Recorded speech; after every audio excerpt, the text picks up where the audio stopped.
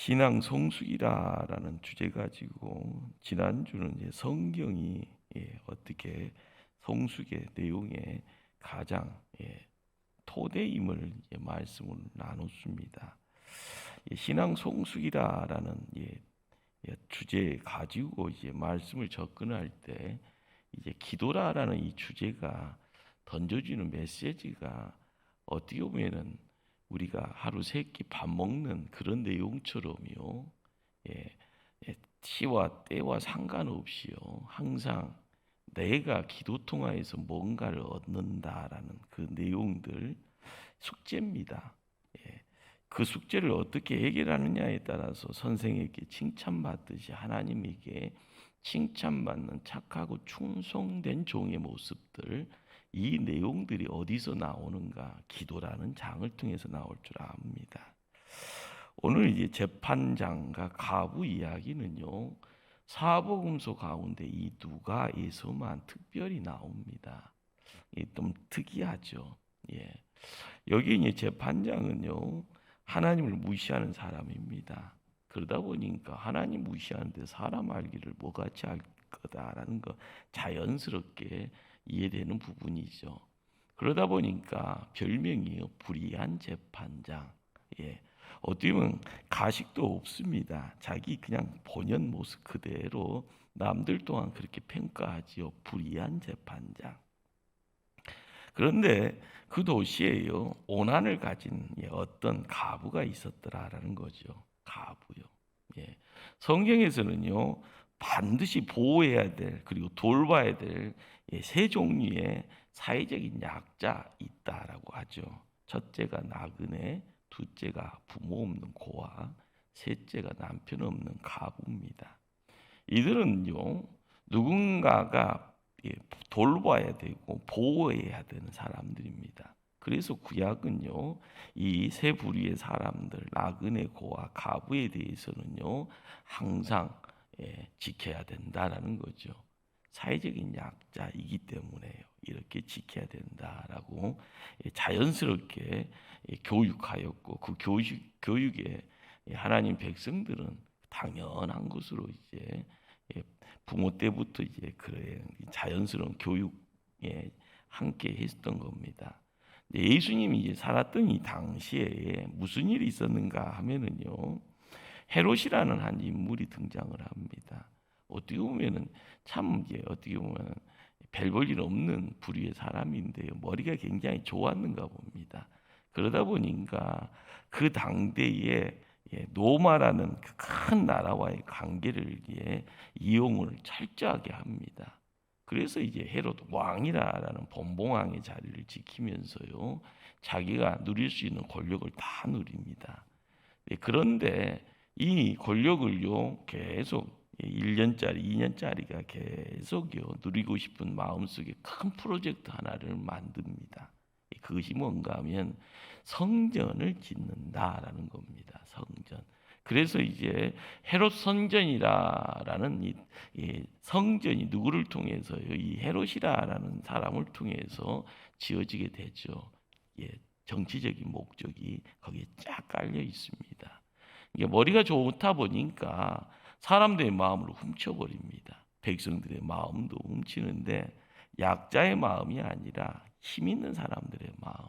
그리고 위의 사람들이 누군가 하면 노마라는 큰 나라의 권력가들, 황제를 위시로 하는 정치하는 사람들의 마음을 훔치더라라는 거죠.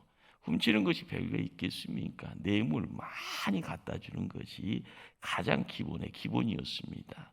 그러면서 자기가 왕의 자리를 지킨다라고 이야기를 할 때 다윗 때의 그 큰 어떤 영화로운 그 모습을 동경을 하면서 다윗이 내걸었던 프랭카드가 뭔가 하면은요, 성전입니다. 다윗 성전.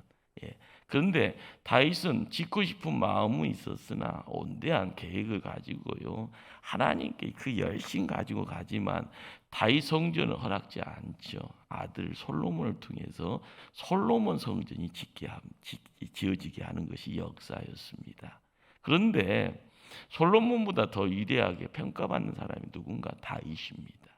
그런데 이 헤롯이라는 인물도요, 다윗을 뒤쫓아가면서 다윗의 어떤 그 영화를 드러내자. 그래서 이제 만들기를 원했던 것이 성전이었던 겁니다. 거기에 제일 앞장섰던 사람이 누군가? 바로 서기관, 바리새인들 같은 그 당대의 사회적인 지도층 그룹들이죠. 바로 이들을 통해서요, 성전을 짓는 데 가장 필요한 돈 문제를 해결을 합니다. 예, 사람들을 이제 끊임없이요, 그들을 통해서 이제 얻어오게 하는 그런 내용들. 그러다 보니까 거기에 종교적인 폭력이라는 내용들이 만들어지게 되어지고요. 그 다음에 사회적인 압박이라는 것들을요, 만들어내게 되어지는. 그러다 보니까 이게 뭐 항상 정권이 이제 형성이 되어지면 유시라는 것을 가지고 막 뭘 하는 것들이, 그런 같은 맥락에서 헤롯도 성전 짓는데 거기에 올인을 하게 됩니다. 그런데 여기서 가장 이제 돈 없는 사람들이 핍박을 당하게 되어지고요. 그리고 종교라는 것을요, 유대교 안에서 벗어날 수가 없는 사람들이 이스라엘 백성들입니다. 그렇기 때문에 종교라는 이름 속에서 성전 짓는다는데 빠지는 사람이 있으면 역적되는 거고요. 돈 내야 되는데 돈 안 내고 버팅기고 있으면은요, 사람들, 주변 사람들이 눈초리라는 것이 있어서요, 못해 먹겠네 하면서 항상 우축되고요. 내고 싶어도 돈도 없는데 내야 되는 그런 상황 속에서는 항상 이제 어깨가 축 처지면서 살게 되어지는 그런 어떤 모습들. 거기에 가장 큰 피해받는 부류의 사람들이 누구였겠습니까? 가부죠, 가부. 남편 없이 혼자 입칠하기도 힘든, 먹기 살기도 힘든 그런 어떤 가부. 그렇기 때문에 이 어떻게 보면 이 오난이라는 단어와 가부라는 이 어떤 사회적인 약자와 이 두 단어는요, 함께 누구나 그 당시를 살아갔던 이들에게는요, 누구나 공감하는 구조적인 악이다라고 이야기되어지는 그런 내용입니다. 그렇기 때문에 그냥 이제 말씀을 이제 자연스럽게 읽게 되어지는 이 자리에서 왜 예수님은 기도라는 것을 가르쳐 주면서 왜 이런 비유의 이야기를 해줬을까? 거기에 여러분들이 조금이라도 질문을 던져봐야 됩니다. 왜 예수님은 이런 말씀을 주셨을까? 우리는 신앙생활을 하면서요, 기도라는 이 장을요, 어떻게 보면은 이것을요, 혼연일체로 묶고 가야지 이것을 떼어놓고 기도는 나하고 상관없어 이렇게 이야기하다 보면은 십중팔구는요, 사고치게 됩니다. 교회생활, 신앙생활, 믿음생활이라는 것을 할 수 없다라는 것을 알게 되고요. 하더라도 인간적 사심 가지고 교회를 출입하게 되어지는 그런 어떤 모습이 만들어지게 될 수밖에 없습니다. 우리는 교회를 오게 되어지는 가장 일차적인 어떤 자리에서는요, 그냥 문제 해결입니다. 아픈 사람은 아픈 거 고침 받아야 되고요. 돈 없는 사람은 돈 있어야 되고요. 장가 못 가고 시집 못 가면 그거 해결 봐야 되고요. 항상 집안에 어떤 사업하는 누군가가 힘들다 하면 그 사업 잘 되기를 바라는 거고요. 이 문제 해결을 가지고요, 교회에 오게 되는 것이요, 십중팔구죠. 그런데 이것의 가장 기본적인 것은요, 십자가하고 상관도 없습니다. 그냥 이렇게 자연스럽게 가면은 그것은요, 뭐라고 이야기하면 무속 신앙이라고 합니다. 이게 자연스럽게. 그래서 이제 거기에서 이야기되어지는 내용이 뭡니까? 지성이면 감천이다. 누구나 정성 들이면 된다는 거죠. 그러니까 아주 오래전에는 이 도시라는 어떤 우리가 사는 공간이 만들어지기에는 시골 같은 경우는 이제 성황당 같은 데 큰 어떤 공간에 정한수, 어떻게 보면 깨끗한 물을 얹어놓고 비나이다 하면서 100일 지나면 거의 100일 기도가 되는 거예요. 1000일 동안 작정하면 1000일 기도가 됩니다. 그런데 정성을 들이면 하늘이 감동한다라는 것이죠. 이것은 이제 무속신앙이라고 이야기되어지는데 그 기도의 대상은요 상관없습니다. 응답만 받으면 되고 문제 해결만 되면 됩니다. 그러다 보니까 몽달 귀신이니 달걀 귀신, 빗자루 귀신 상관없습니다. 산신령이든 아무 문제 없는 겁니다. 우리가 교회를 오고 갈 때요, 하나님 없이 예수님 없이 그냥 비나이다 이건 무슨 신앙이요? 무속 신앙입니다. 그래서 교회 안에서도요, 지성이면 간천이라는 이런 생각이 하나의 큰 물지기가 돼서요 흐르고 있다라는 것. 그런데 그것이 잘못됐다라는 것은 아니죠. 거기에 하나님에 대한 분명한 교육이 있어지고 그 하나님이 어떤 분이다라는 것을 알게 되어지면 성경을 읽어야 되고 성경을 읽다 보면은 우리에게 다가오신 분이 계신다. 인간의 몸으로 이 땅에 오신 분이 계신다. 그분이 예수님이고 그분이 우리의 문제 해결함에 있어서 십자가에서 피를 흘리시고 우리의 죄를 깨끗하게 갚아주셨다. 그분 때문에 세상 삶맛이 열리는구나. 문제 해결이 시작이 되어지는구나. 내가 또 다른 세상을 나아갈 수 있는 복의 사람이 되어지는구나. 이것을 깨닫게 되어지면은요, 여기에 함께 어울려지는 백일기도니 천일기도니 하는 이런 정성이 함께 들어갈 때 어떻게 보면 더 폭발적으로 시너지를 드러내면서 신앙의 깊이와 신앙의 무게를 드러낼 수 있는 복의 역사가 함께 할 수도 있을 겁니다. 중요하죠. 여러분들이 기도라는 건 어떤 내용이다라는 것, 어떤 요소를 갖고 있다라는 것, 막연히 해서는 안 된다라는 것을 이야기를 하는 겁니다. 그런데 그렇게 하나님 없이 문제 해결을요, 열심히 뛰어가면서 빨리 해결하려고 하는 그런 어떤 인간적인 열망들, 거기에 기도의 자리에 꼭 필요한 요소가 있다라는 것, 이걸 이제 우리가 알아야 되는 거죠. 오늘 이제 누가복음 8장에서요, 18장에서 이제 이야기되어지는 거기에 이제 문제라는 그 문제의 단어의 또 다른 이제 접근이 뭔가? 예수님은 오난이라는 거죠. 오난. 가부라는 한 대상, 그리고 가부가 문제 해결함에 있어서 오난이라는 이 맺혀 있는 거죠. 맺혀 있는 것. 오늘 본문을 읽다 보면 오난이라는 단어가 몇 번이나 등장을 하는가 보면은요, 3절이에요. 3절. 그 도시에 한 가부가 있어 자주 그에게 가서 내 온수에 대한 나의 오난을 풀어주소서. 5절로 가시면은요, 이 가부가 나를 번거롭게 하니 내가 그 오난을 풀어주리라. 그렇지 않으면 늘어서 나를 괴롭게 하리라. 또 내려가시면은 7절입니다.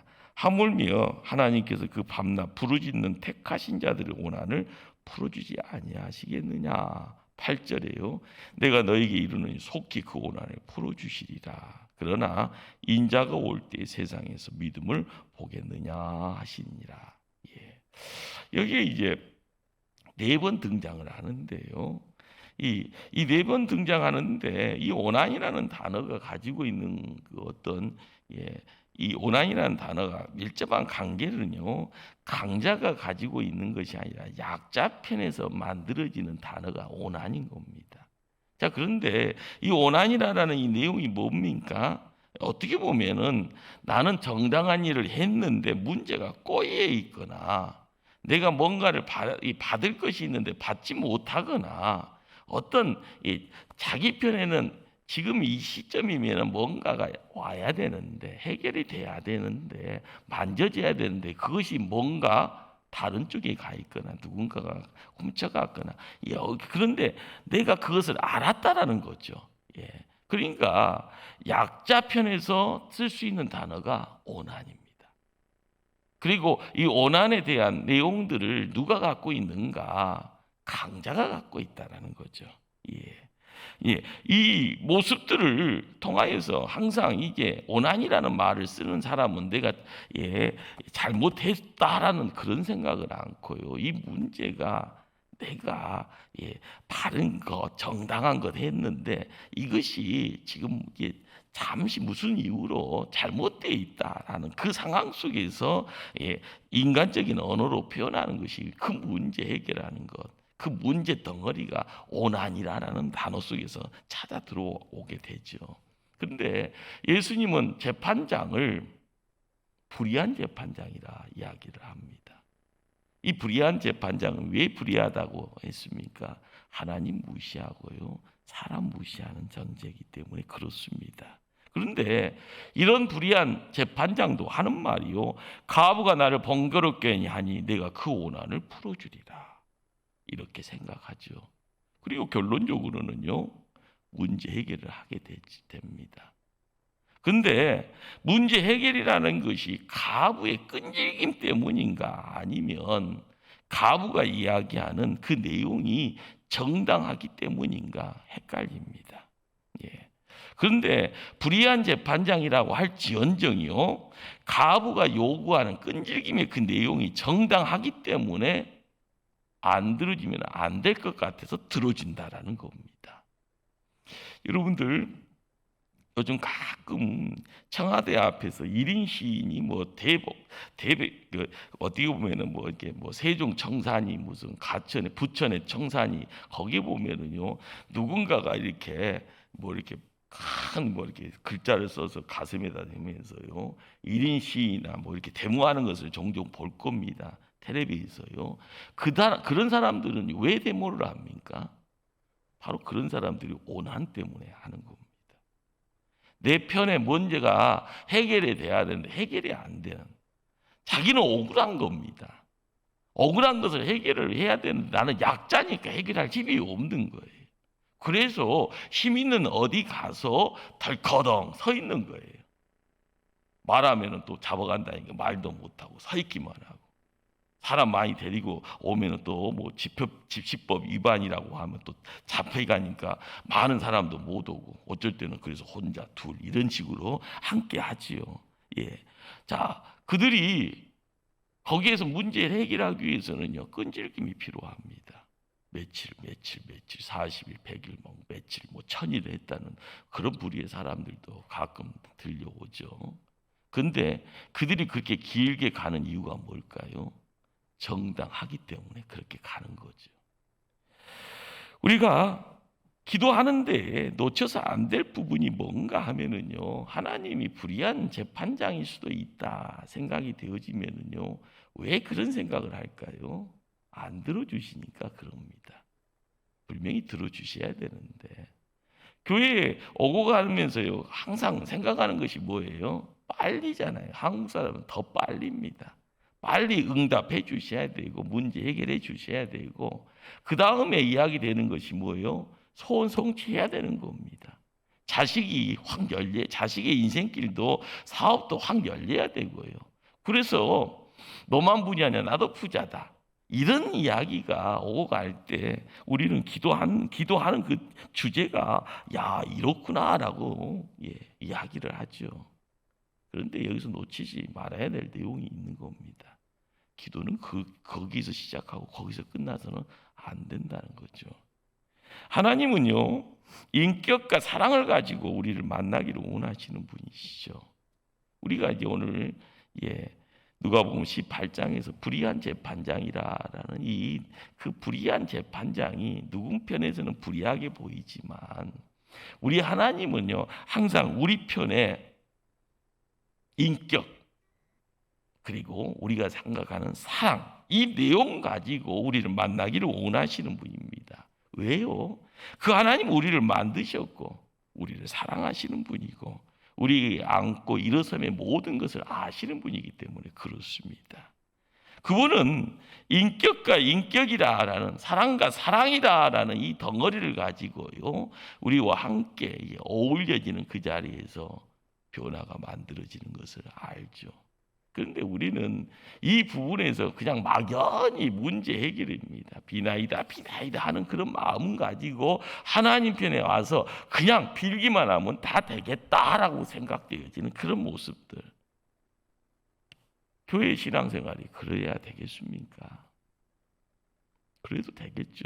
그러나 그것은요, 어떻게 보면 어린 아이가 엄마와 함께 살면서요, 일어나기 전에 기어다닐 때요, 엄마 배에서 나오자마자 응애 울면서 기저귀 갈아야 되고 엄마 젖 먹으면서 살았던 그런 어떤 갓난아기 시절이나 그런 어떤 어떻게 보면은 크게 울부짖는 내용은요 앙탈이잖아요.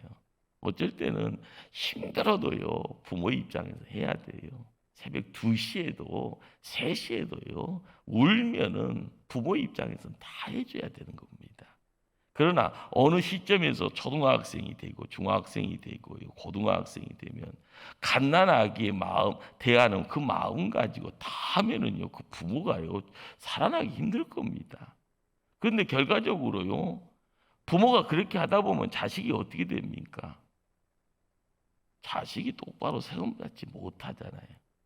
부모가 어떤 형태가 자식과의 관계에 필요한 건가? 어느 정도의 관계가 긴장 관계가 있어야 되고 어떤 때가 되면은요 독립시켜야 될 그런 때가 있다라는 거. 그래야만이 자식이 세상 나가서 뭔가를 할 수 있는데 자식이 뭔가를 이룰 수 있을 때는요 부모가 해주는 것 가지고 하는 것이 아닙니다.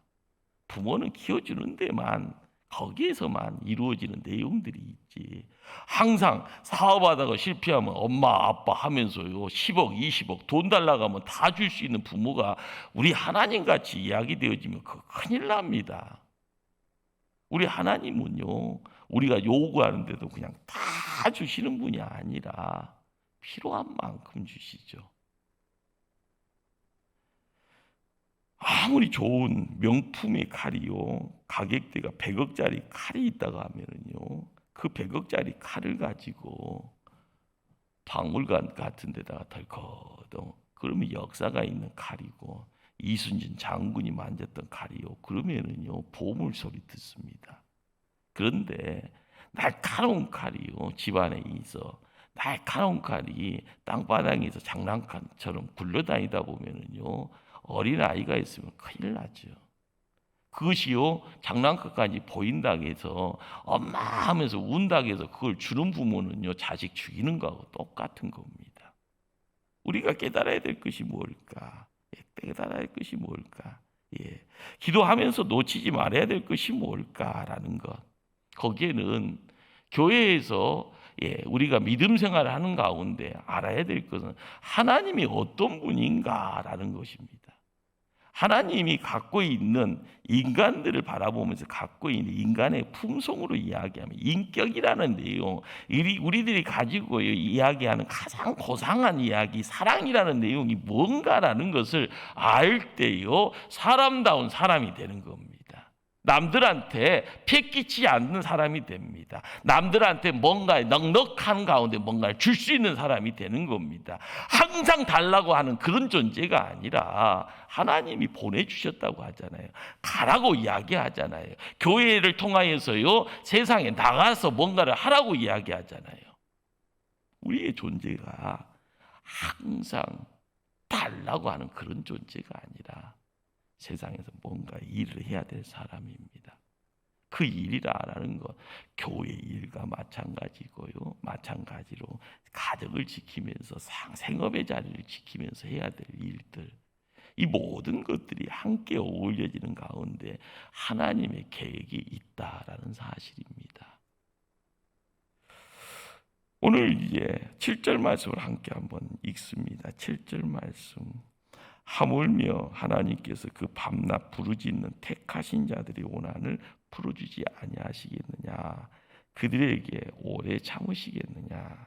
자, 여기에 이제 부르짖는 원한의 자리에요, 택하신 자들의 원한. 이 택하신 자가 누구냐라는 거죠. 이 택하신 자, 믿는 성도입니다. 믿는 성도예요. 믿는 성도가요, 이 오난을 가지고 끊임없이 울부짖죠. 기도하지요. 그런데 우리에게 하나님이 풀어주셔야 될 무슨 오난, 무슨 오난이 있을까? 성도들이 살아가면서 쌓아지는 그런 오난이 도대체 무엇일까? 오늘 이 말씀을요, 이 택하신 자의 이 오난, 우리가 여기가 이 택하신 자의 이 오난이 뭐 잘못됐다 그런 것이 아니고요. 이 성도들의 그 오난의 자리에 있는 그것 그것도 어떻게 보면 세상 살면서 정당한 거죠. 바른 길을 걷는 가운데 드러나는 어떤 마음속에 있는 기도의 제목들, 문제 해결이 되지 않아서 눈물이라는 이름 속에서 이야기되어지는 내용들, 이런 것들이요, 분명히 있습니다. 분명히 있죠.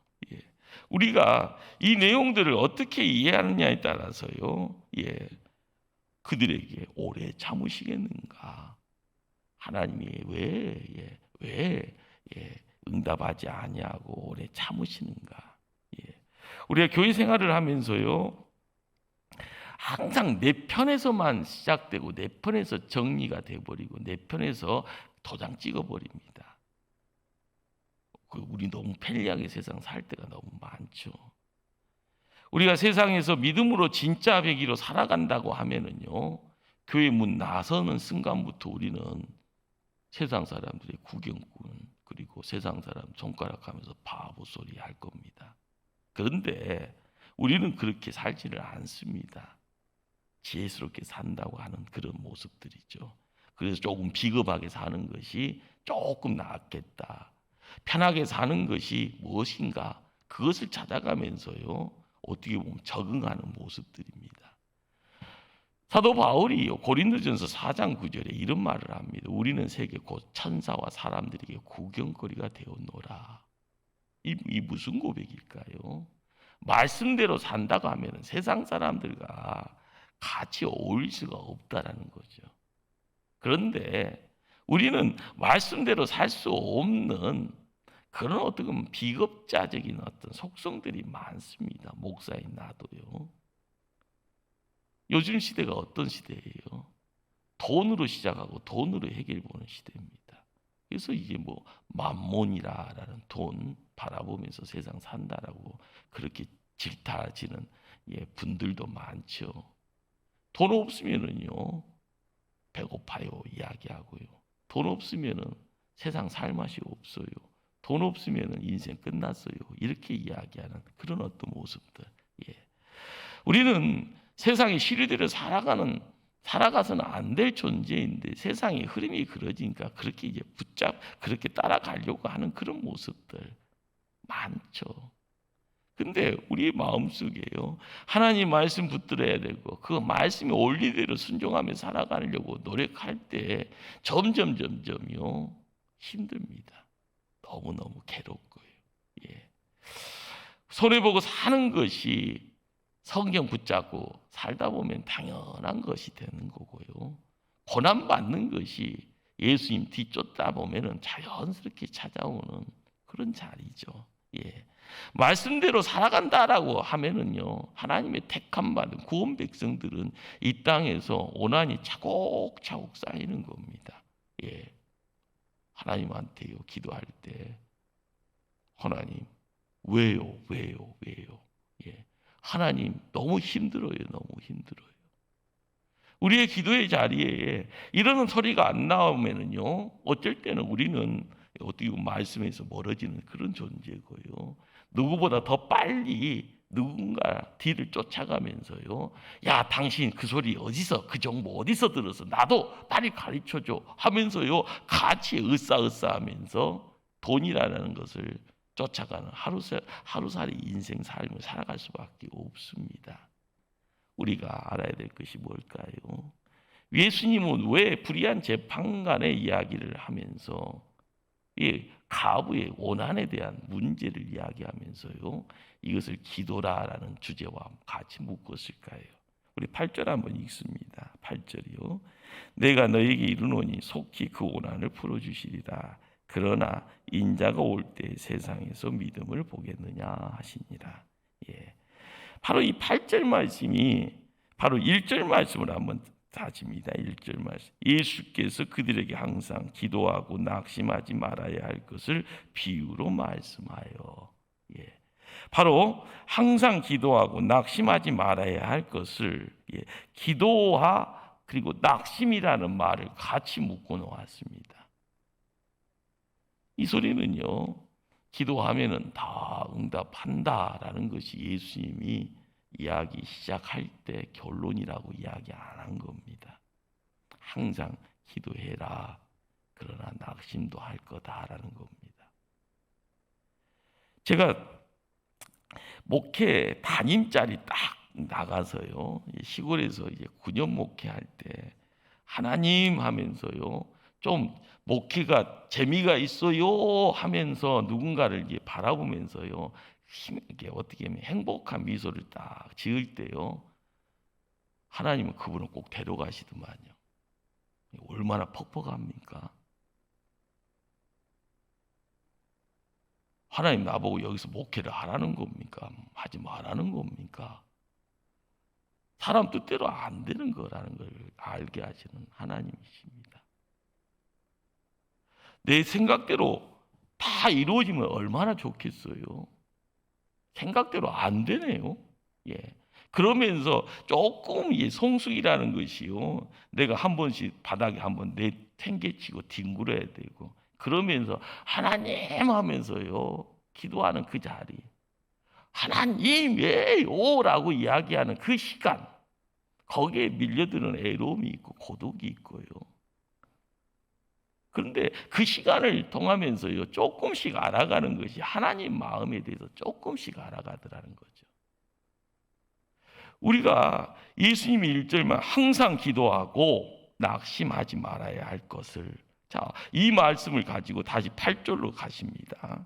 내가 너에게 이르노니 속히 그 고난을 풀어주시리라. 그러나 인자가 올 때에 세상에서 믿음을 보겠느냐. 예. 오늘 우리가 알아야 될 기도의 가르침은요, 끈질기게 기도하면 하나님 만사 형통으로 다 해결하리라. 이것이 초점이 아니라 기도하는 자리에 있어도 낙심하지 말아라. 응답의 자리는요, 인자가 올 때에 세상에서 믿음을 보겠느냐. 내가 올 때 너 믿음 지키고 있을래? 아니면 믿음 팽가치고 그냥 내 팽개쳐져 있을래? 이 이야기를 하고 있는 겁니다. 기도하다가 왜 낙심합니까? 인내치 못하니까 낙심하잖아요. 응답이 지체되니까 낙심하잖아요. 우리가 끊임없이 이 이야기가요, 누구 편에서는 이 이야기가 들려지지 않습니다. 그러나 요한계시록 6장을 가다 보면, 6장의 말씀을 읽다 보면 억울하게 죽임당한 택하신 성도들의 이야기가 됩니다. 아직도 응답받지 못한 채요, 그들은 입술 열입니다. 어느 때까지 우리의 피를 갚아주지 아니하겠느냐고 하나님께 부르짖습니다. 아직도 그 기도 응답 안 된 그 자체가 요한계시록 6장에서는요 끊임없이 대주제 되신 하나님께 부르짖는 모습이 있습니다. 그러나 꼭 명심합시다. 응답 반드시 이루어집니다. 심판이라는 자리가요, 우리의 기도와 함께 올라가는 그 다음에 하늘의 문이 열리면서 심판이 내려지는 그 자리에 응답이라는 내용들이 그대로 모습을 드러냅니다. 우리가 지금껏 누리는 한국계의 엄청난 기적 부흥은요, 우리가 잘나서가 아닙니다. 명심해야 되죠. 우리 윗대 선조들이 그 모든 것들을요, 가꾸었던 겁니다. 가꾸었다라는 것이 뭘까요? 순교의 장을 통하여서 피를 흘려서 가꾸었고요, 산기도를 다니시면서 철화를 하면서 기도의 장을 통하여서 하나님께 눈물로 땅을 기경을 하고요, 없는 중에 몸밖에 드릴 것이 없어서 몸을 드리면서 드렸던 그 세월들이 있기에 지금 우리가 떵떵거리고 있는 거죠. 한국이 이제는요, 선진국 속에 선진국이라는 말을 듣는데 아무런 문제가 없는 그런 시대에 살고 있습니다. 세상 사람들이 한국 사람들 보면은요 눈이 반짝반짝 빛나요. 제가 1980년대 유럽 갔다가 끊임없이 들었던 사람 이름이 있어요. 대통령 안 물어봐요. 누구 물어본다고요? 조용기 목사 아냐고요. 산기도 아냐고 막 그렇게 물어봐요. 이제는 조용기 목사님도 천국 가셨으니까요.